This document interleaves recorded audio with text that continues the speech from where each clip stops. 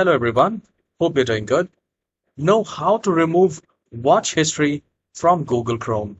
So if you have access to your websites, you have used your brother's laptop or your friend's laptop and you do not want that which all websites you have gone through, and you can delete all the browsing history. So that is very easy to do so, and without letting know that you have actually deleted the browsing history. So I'll tell you one of the best way to remove the browsing history on Google Chrome. So open your Google Chrome, and once it is open, there are two ways to open Google Chrome. The very first, the common way is to go to the very top, at the top right corner, where you have this three dots. We need to click on that, and you will find history. And you just need to click on that history like that. Let me do it again. And it will open up like this.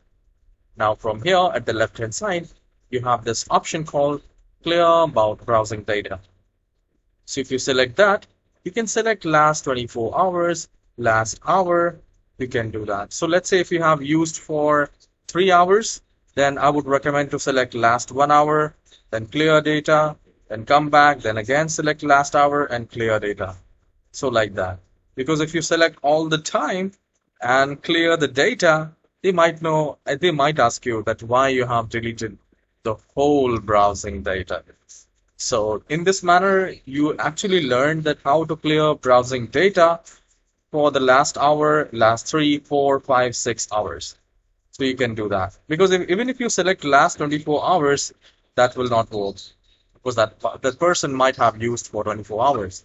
So the best way is to select last hour, remove, then again click on last hour and remove. So in this manner, you can remove hours by hours browsing history.